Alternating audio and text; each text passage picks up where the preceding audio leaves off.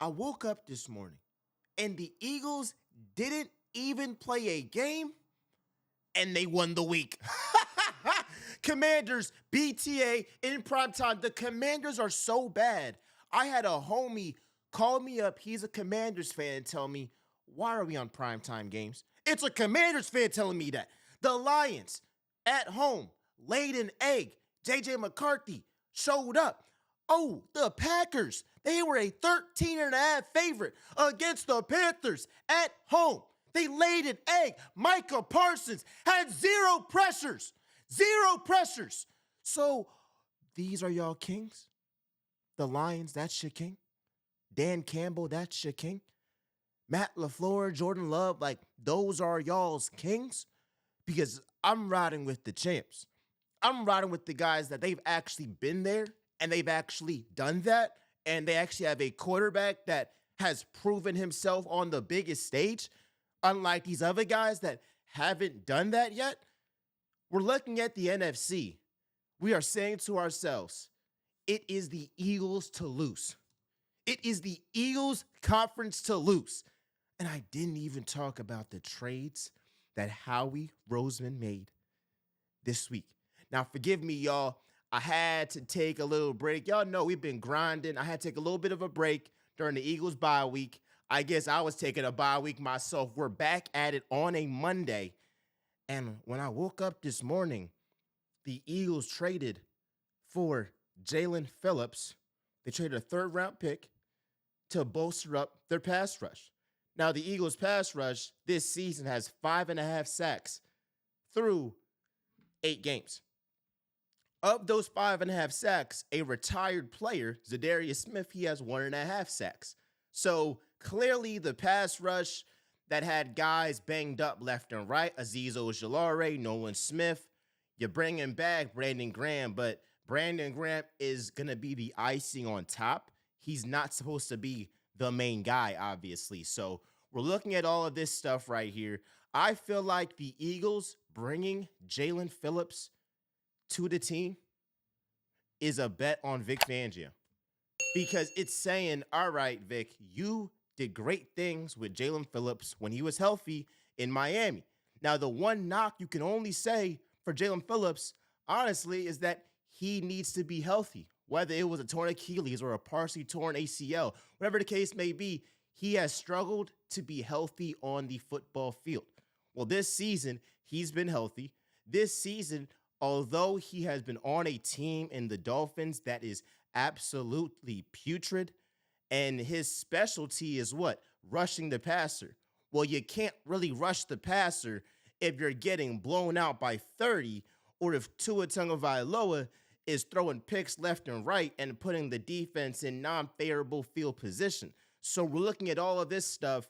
Clearly, Jaelan Phillips is going to be one of the top 3 edge rushers on this team.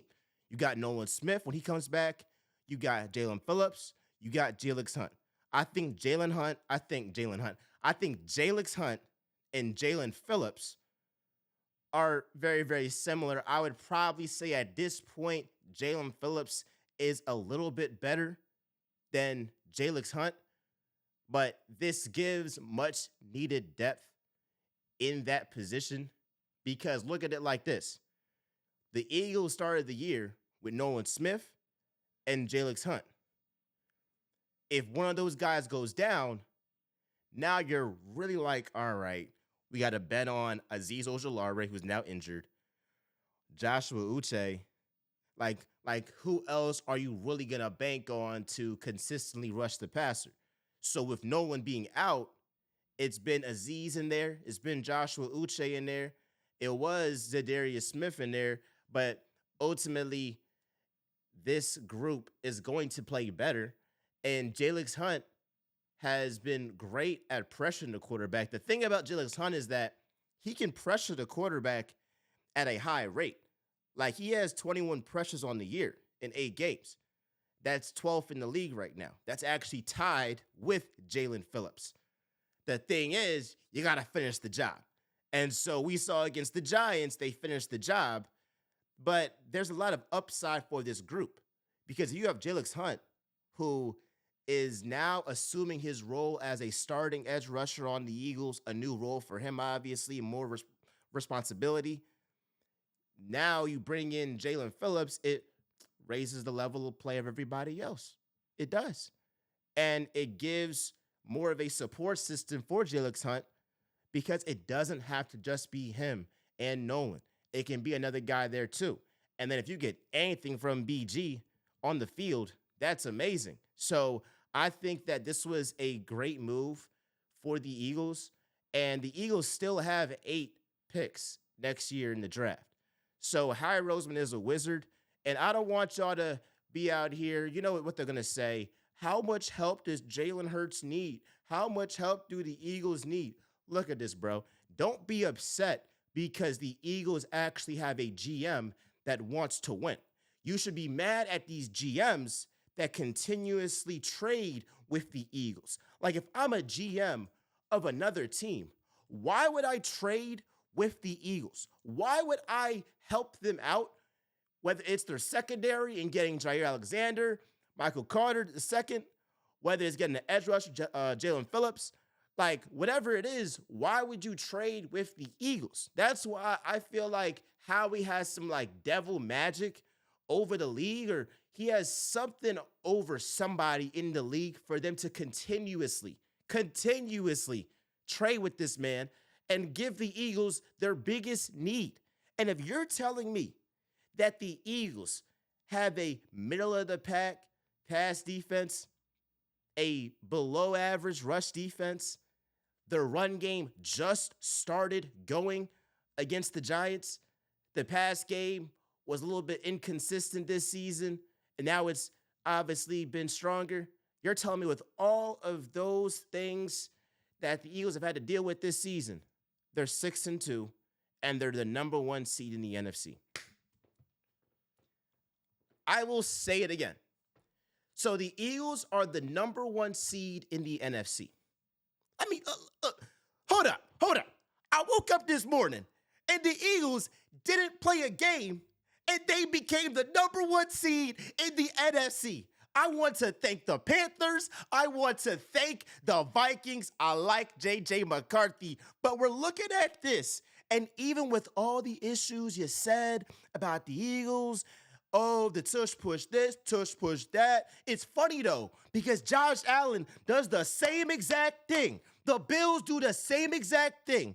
And they want to say it's safety concerns. You're just hating because you can't do it right. And so you won your championship against the Chiefs in the regular season. Y'all still don't show up in the postseason. So we're looking at this, and the Eagles won the week, and they didn't even play. And I like Jalen Phillips. I think Jaire Alexander, let me talk about him real quick. Jaire Alexander is a obvious upgrade from what the Eagles already have. I'll say it again. Jaire Alexander is obviously an upgrade over what the Eagles have right now. For cornerback 2, Jaire is going to be battling with Keely Ringo and Adoree Jackson. If Jaire can't win that job, he's cooked. I think he's better than both of those guys. And I'm not expecting to see the all-pro, Pro Bowl caliber cornerback that he was with Green Bay, but I do expect you to be better than Keely Ringo. I do expect you to be better than Adoree Jackson. And the Eagles, they didn't have to trade a lot, but they did trade a 6th-round pick for you.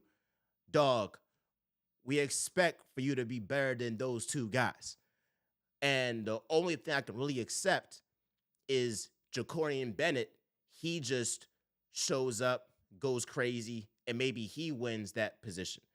Other than that, it better be Jaire. And if it's not Jaire, what that tells me is that Christian Parker and Vic Fangio just couldn't get the most out of Jaire, and the guy is cooked. This is going to be his 3rd team in 1 year. With the Packers, got released. With the Ravens, he was bad with the Ravens, only playing like 2 games. He was a healthy scratch for a defense that is not good. So if you're a healthy scratch for a defense that's not good, what does that say about you? Honestly, maybe a change of scenery again with an actual Super Bowl contender, an actual Super Bowl champion that the Eagles are, could really change things for Jaire's career. But I'm looking forward to seeing Jaire in an Eagles uniform. And it's crazy, right? It's crazy how the tides turned. Because in the offseason, I was saying, bring back Jaire. I said, bring back Jaire. Bring Jaire. Get him in the offseason. And when the Ravens got him, I was like, bruh, the Ravens got a squad, bruh. They got a squad. And then they ended up having a terrible defense. So I'm going to try to not be as hype because at the end of the day, name value is only name value. You have to actually produce on the field. And that's definitely the next step. But I definitely believe that Jaire Alexander is better than Keely Ringo and is better than Dory Jackson. Both those guys can't tackle and they can't cover a parked car. And you're praising them for doing well against the Giants when you had Lil Jordan Humphrey and maybe Wando Robinson. I'm like, and a beat up offensive line from the Giants. I mean, like, at the end of the day, like, that's not saying much. I'm not even trying to hate, but it's just the reality. Like, you're not going to face teams like the Giants who are terrible. That's just not going to happen.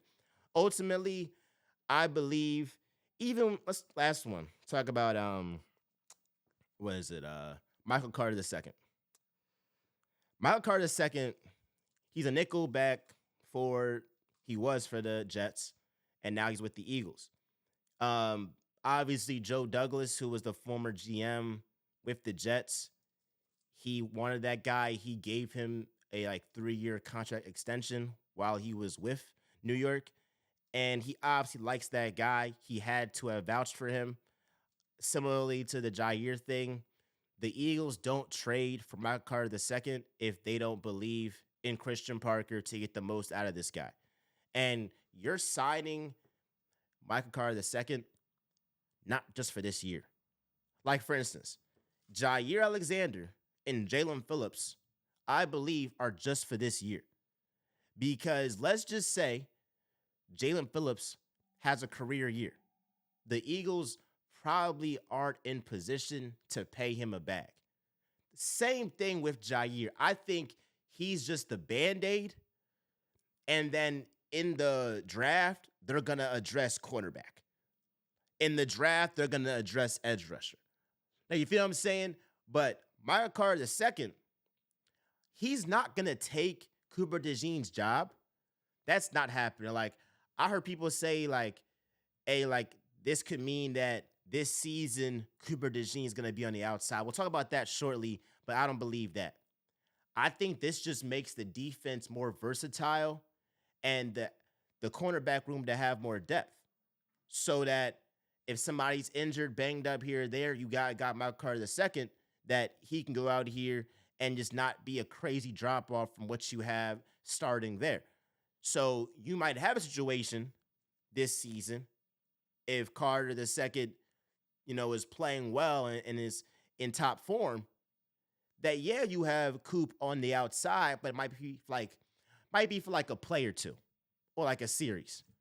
Or you judge by the game, maybe you got George Pickens and CD on the left or right, and they're both on the outside. It's like, all right, you do want Coop on CD or you do want Coop on Pickens, right? So ultimately, we are looking at this, and I think that Carter II is going to help the Eagles pass this season. It's going to be going into next season as well, and I believe he is signed until 2027. So this is a guy that, again, Joe Douglas, who is the assistant GM to Howie Roseman, he had to have vouched for.